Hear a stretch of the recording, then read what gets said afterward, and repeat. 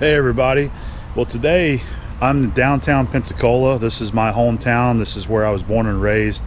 And I'm down here in the Pensacola Historical Village. This is a place that I've always wanted to come and see, that I've never been to, even though this is my hometown. So we're here now, and I want to do a little tour of this place and see what they have to offer. And I think it's going to be a really interesting place to visit and see and learn from, and learn some of the history of this city here of Pensacola.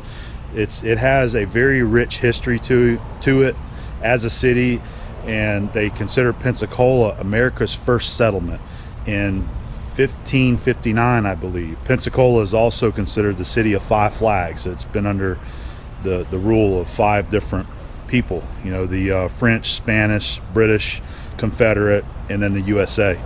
So it does have a lot of history there. But we're going to be in Pensacola Historical Village. This is where I'm at. You can kind of see a little bit behind me here. This is an area of downtown that they have preserved. It is, I believe it's owned and operated by the University of West Florida, which is the college here. And they have some of the houses, and they have some museums here that they run for people to come and visit and see what life was like in downtown Pensacola years ago. You know, so we're going to go check it out and see what it has to offer.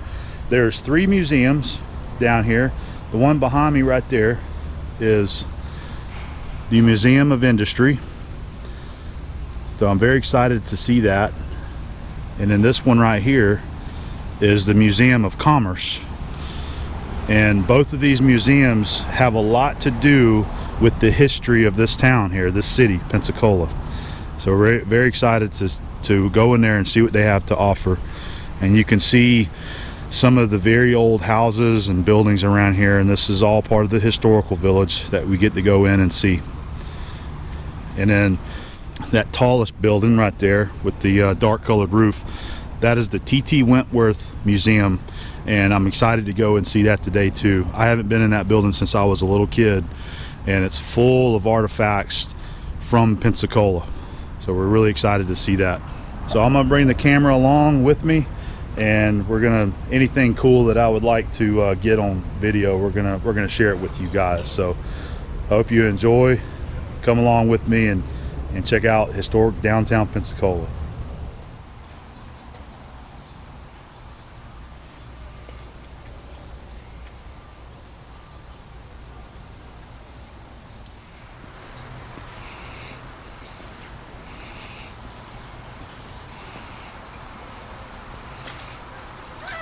Hey.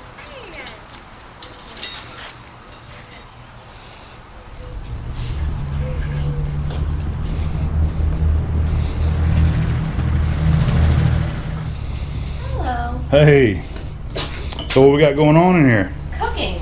You're cooking? Yeah, today we're doing some pancakes. I've got the batter right here, and then we're going to do a hasty pudding to go with that this afternoon. Nice. Sounds great. Well, do you guys have any questions or anything we can help you out with? So far, we just walked in, and we're going to be checking it out. Very excited to see everything. Yeah. I love learning the history of Pensacola. Yeah, well, we had quite an extensive one here. Yeah. Very long history as well, all the way Right. back to 1559 actually. Right. They say that's when they first settled. Yes. Right. 1559, settled in August. Mistake with hurricane season. Yeah. Yeah. So probably not heard of because it didn't last too long. It was only about a 2-year settlement before they had to abandon and move to St. Augustine. I had read about that. Yeah. They abandoned it, and then the Spanish came back later to Yes. resettle it again. Yes, 1698 is when they came back, and then they established their settlement. Succeeded this time, but through the hurricanes. Okay.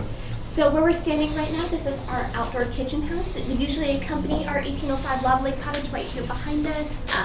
Families would usually have a kitchen separate from the home to keep the added heat from the fire out of there. In Florida, it gets kind of hot. That was normal for them? Very normal. Usually they would have had it. So this one was actually shared by the 3 families that lived in the home. So it was a rental home for 3 families at one time. So hopefully you liked your neighbors. It was also common to keep their kitchen separate because of the added risk of starting a fire, and then if it caught inside the house, it's going to burn down that house for 3 people. Kitchen, Right. you just burned down your. So you guys are just using the fireplace to do your cooking? We do everything over our fireplace, so we have all of our cast iron over there that we'll cook on, and if not, we are going to use our Dutch oven, which is sitting over here. Oh yeah, those are some nice ones there. So we do a lot of recipes, combination of the French, Spanish, and British that we had here. So we do a lot of breads, a lot of pastries, sort of, stews. We did a very good vegetable stew last week, using all the vegetables from our garden right back over there. Oh yeah. So we do use everything that we grow. So the cucumbers that we actually have right here, we had plenty of them. They're a little bit larger than we expected. We actually turned them into pickles, which we have over here on display for you guys. Oh, okay. So those have been in the vinegar for about a month now. Really? So you can probably smell it. A combination of, I believe we used allspice and a little bit of mustard seed in there as well. So they would have used everything that they had. So all the herbs in our garden right back over here also would have been used for either medicinal purposes or just flavoring inside of their foods. Hi, how are y'all doing today? Hey, we're doing good. Wonderful. So what are you guys up to over here? So we are working on a mosquito netting for a bed. So during this time period, it was really important to have mosquito netting around your doors, windows, your sleeping spaces, simply because yellow fever was a really terrible epidemic that pretty much came every summer from right around 1792 all the way up until 1907 here in Pensacola.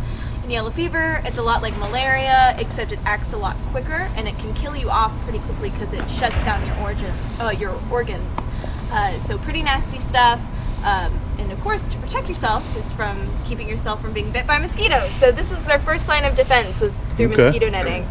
So we're just creating a mosquito netting canopy to go around a bed. Of course, it's a little difficult to sew because it's so thin. And it's hard to grab on to actually enough to get it to sew together. I see you're just doing it by hand too, right? Yep, all by hand. So wow. Yep, so we make a lot of stuff by hand here. And this is just our project for today. Yeah. Because the mosquitoes have been real bad with all this wet, so. All right, well, cool. Thanks for sharing that with me. You're welcome. But we got a lot of train enthusiasts on the channel, I know. I don't know anything about this one yet, so we'll find out. But the train itself, let's walk down here and check it out. It looks very similar to the type of train that Keith Rucker drives over at the Georgia Museum of Agriculture.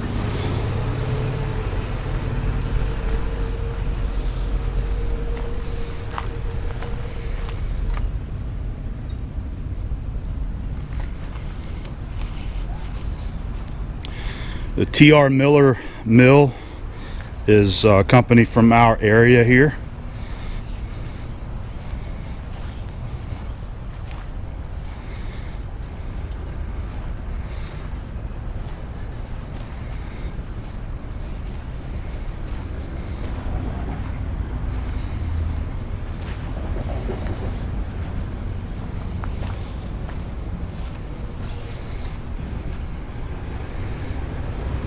Alright, so we'll find out a little bit more info about the train here shortly. Looks like they've got a braze repair done on it right there on the boiler, on the lid.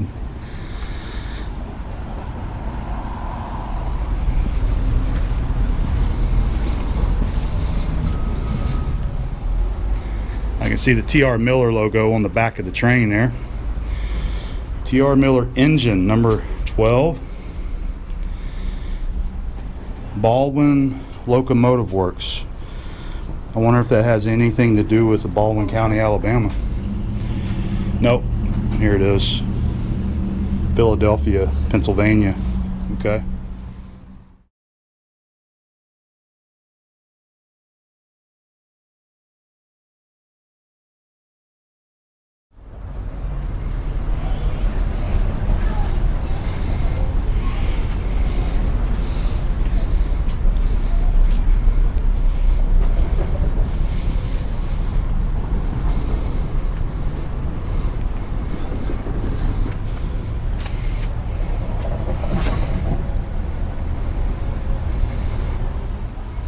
Little info about the building we're about to go in. And Abby was pointing out the masonry work, the brick.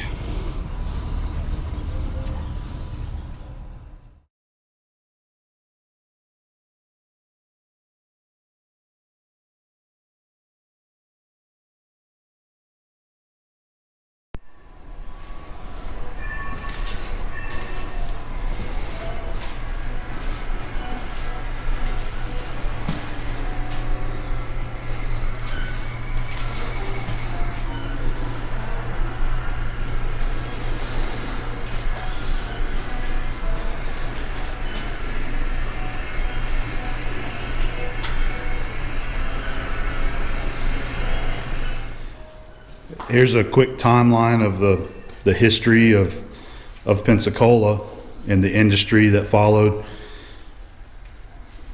So this is when whenever they started when they selected the site for the Pensacola Naval Air Station. So William Chase, we have a street here named Chase Street. He was the one that was in charge of building all the major forts here. I know Fort Pickens and Fort Barrancas.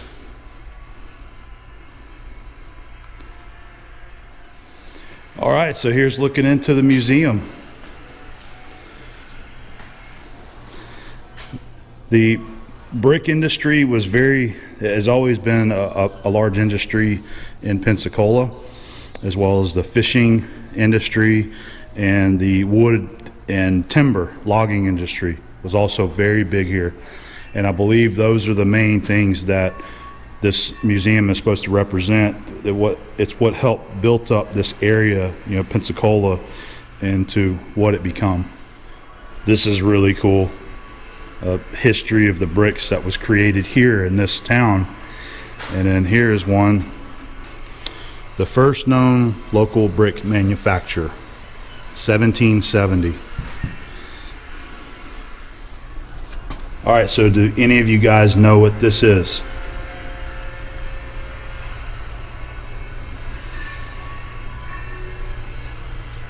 All right, here's your answer.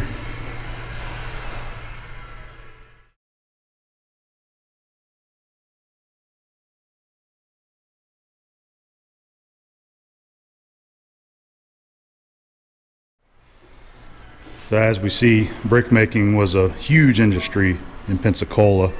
This picture right here is very interesting. It says that 16 million brick, about 95% of all we made, went to the government before the Civil War was commenced. And then, so there's William Chase again, who was in charge of building the forts here in the Gulf Coast area. Many of those brick were made here in the area for those forts. Pronounced kill. I didn't know that. And we all say kiln, right? Yeah. So the N is silent. The recreation of what the kill looks like. So fishing was a big industry here. It still is a big industry here. I don't think it's as big as it used to be, but it still is a pretty big commercial industry. It's cool to see the old pictures of the port of Pensacola and the coastline on the bay, of all the ships and the piers that were everywhere, and all of the ships just lined up. So there's a red snapper, which is one of the very common fish that is caught out in the Gulf and sold. So I'm getting pretty excited. Back there we have what looks like a replica of a sawmill. So interesting, late 1800s, over 4 billion feet of lumber valued at 15 million left Pensacola through the port. The lumber was a very big industry in this area. It still is a pretty big industry, but it was a huge industry back in the day. Some of the tools found in the fishing industry. Neat one right there, some inside calipers made by Pexto. This is an L&N freight scale.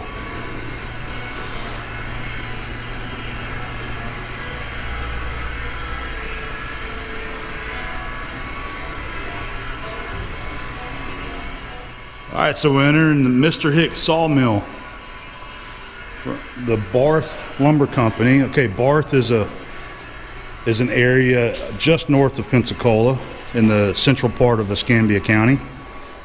We got some equipment here, old flat belt driven. There's the flat belt pulleys there that would drive the equipment there. And there's one of the saws. Let's check it out. Man, this is really nice, the way they got this set up in here.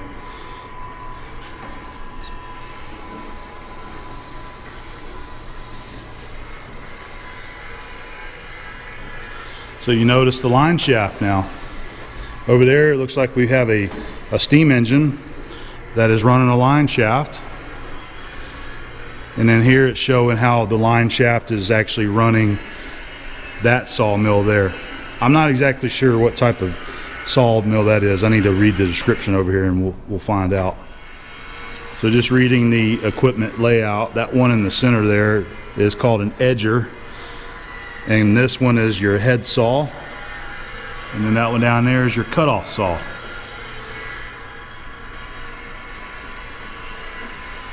So we've got two pieces of equipment right over there, and this big one that the flat belt is hooked to is a Fairbanks and Morse emergency backup diesel engine.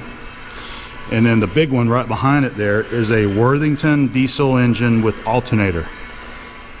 So this is what they called the, I don't know if that's pronounced lathe, as in like an engine lathe or a wood lathe, L-A-T-H, but it's a lathe machine.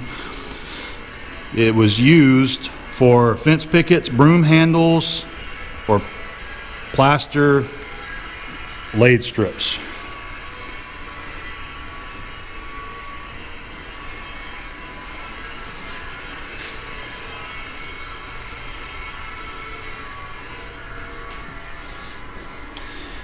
All right, another cool piece of iron here.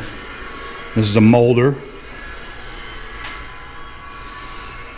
Produce tongue and groove flooring, ceiling stock, as well as decorative wood trim.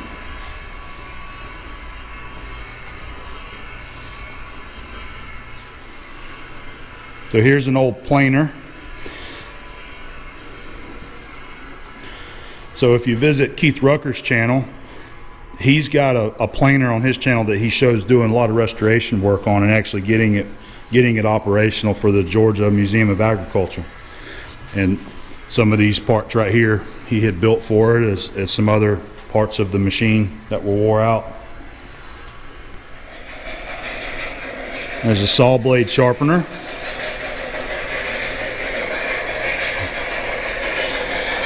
Abby's having fun with the railroad stuff. I haven't made it over there yet.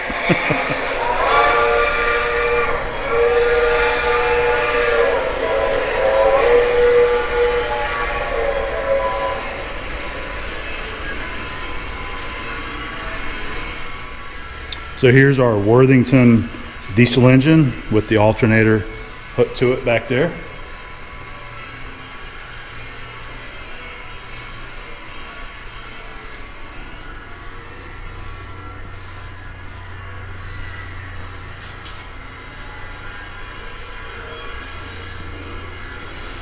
And then that big guy right there is your Fairbanks and Morse. They're calling it an emergency backup diesel engine. So this guy right here is pretty interesting. I just read the little plaque. It's called a Kenny Swage, and actually it was made by the Covell Company.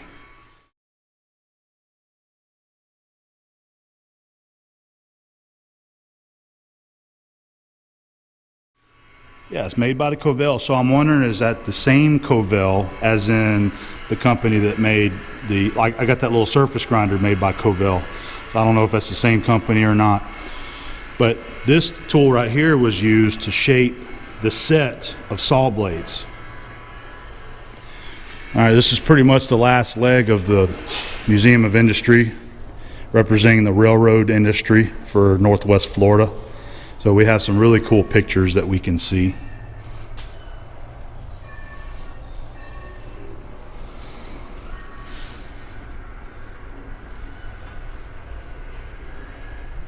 So I can't actually do the Museum of Commerce right now because they are setting up for an event. This is a building that is rented out.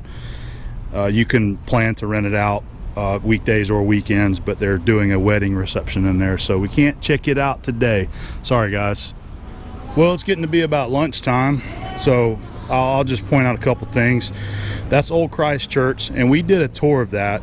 There's a guided tour that we did that I didn't get any video of because I had to charge my batteries for the gimbal. But we did a we did a guided tour of a few of the houses, and we got to see the inside of the houses and how they lived back in the 1800s here, and the Old Christ Church was part of that. So there's a festival going on right now over there.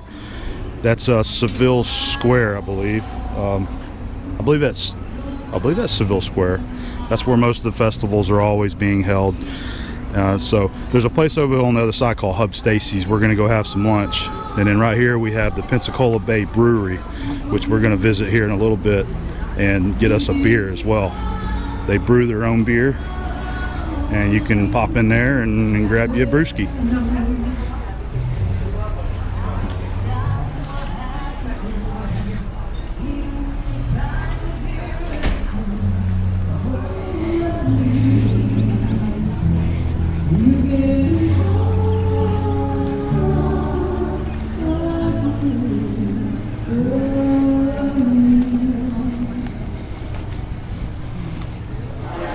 So this is our choice for today, Hub Stacy's, right here in downtown, the historical district.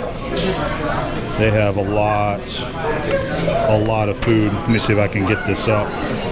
They have a lot of sandwiches here, which is great. And I love how all their sandwiches are named after our street names here in Pensacola. I'm thinking about trying the Hub Club possibly, or the Government. My brother says this one's the best one. The Tarragona? Yeah. Okay. We'll figure it out. So here's our lunch for today at Hub Stacy's. I got a sandwich called the Hubba Bubba, which is sliced roast beef grilled with mushrooms on it and their homemade potato salad. And what did you get? I got the Balin. The Balin. It's a veggie sandwich. Veggie sandwich, and that is a big sandwich. It's a huge sandwich. With tots? With tots, and it has hummus on it. Oh, okay. And they make their hummus here. And then these are corn fritters. Nice little appetizer. So we're ready to chow down. This is a great place. Here, we'll give you a shot of what it looks like inside here. Right out there, right behind me, is where the festival is going on. Part of the historical district, this whole area here. Are you having fun today? Great day. Of course I am. Good.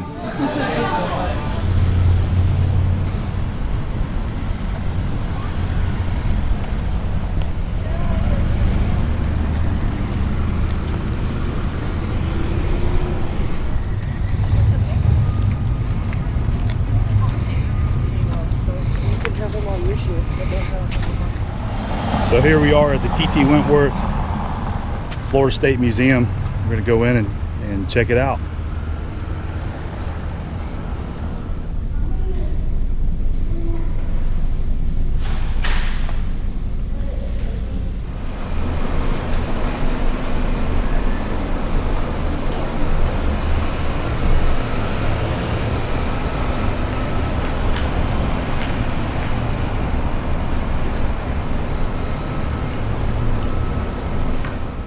So Trader John's used to be a bar here in downtown Pensacola. It was a famous bar. It was a Navy hangout. I never went to it. I believe that it closed up before my time of being able to go out and have a drink. But I had no idea they did this, so they must have taken a lot of the relics from inside Trader John's and set up a exhibit here.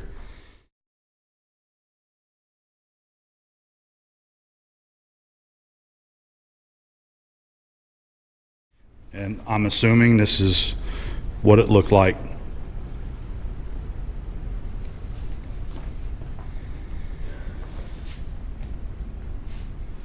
Really cool room here that shows some of the history of the Civil War that has to do with Pensacola.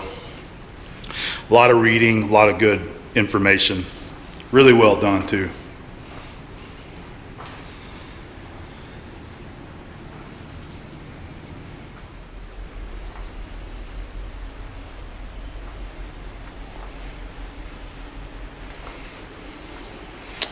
There's that famous cat.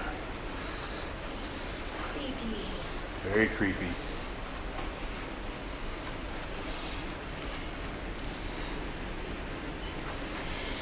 Well, let's take a peek around.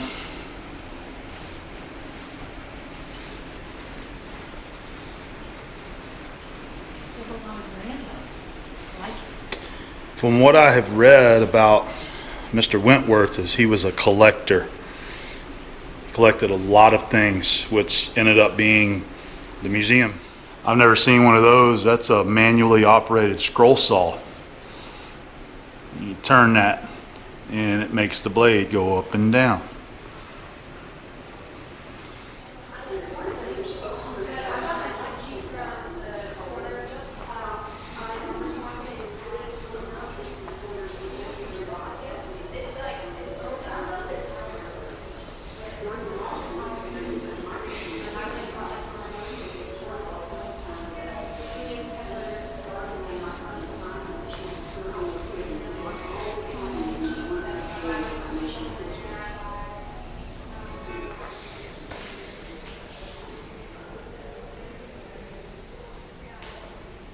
Really neat old cannon. I found that when they were dredging off of Perdido Key.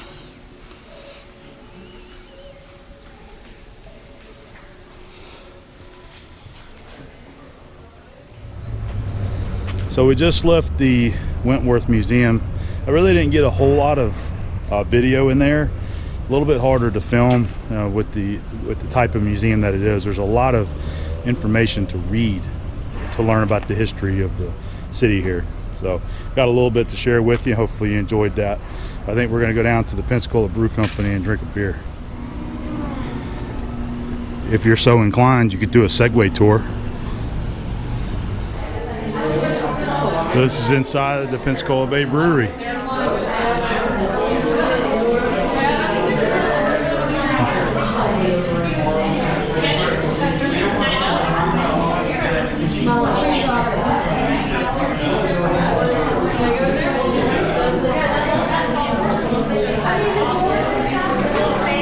You gonna get a drink with me? Yes.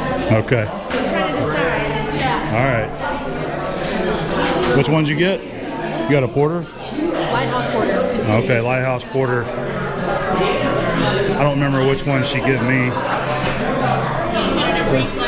Yeah, so which one did you give me? Oh, okay, so this is the Belgian wit. It is kind of like a Blue Moon and a Hefeweizen mixed together for its taste. Yeah. We use a Belgian Abbey yeast, which gives it notes of banana and clove. And then we use orange peel from the orange tree across the street in the church. Oh, I've seen those. But in the church lot. Yeah, I've seen those. And so we climb and get those oranges and use orange peels and a little bit of coriander in it. Very cool. Yeah. So you brew it all yourself Oh, we here? brew all of it back here. Everything that's on both of these lists is all brewed here. Okay. The Lighthouse Porter is just a very nice, kind of refreshing porter. You know, it's not too heavy like a lot of the dark beers are. We want to keep it light because it gets so hot here that it's still drinkable in this heat. You kind of get like roasted notes, malts, and that. It's really, really good. Good guys, thank you All so right. much. Thank you. Absolutely. Guys, what can I get for you today?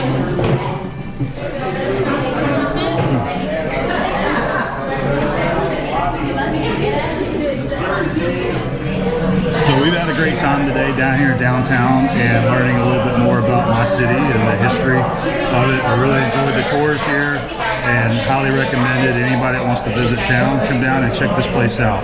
Pensacola Historical Village, the Museum of Commerce, the Museum of Industry, the Wentworth, and this whole historical district. There's a lot down here to see. Very cool place. Did you have fun today? It was amazing. It was fun. Everybody was so nice. The weather was beautiful. Lots of cool stuff. I like the Industrial Museum the best. Yeah, that was probably my favorite too, was the Museum of Industry. Very cool place to see. A little bit loud in here, so we're going to cut this short, but I really enjoyed our day, and I hope you enjoyed following along today. See you guys next time.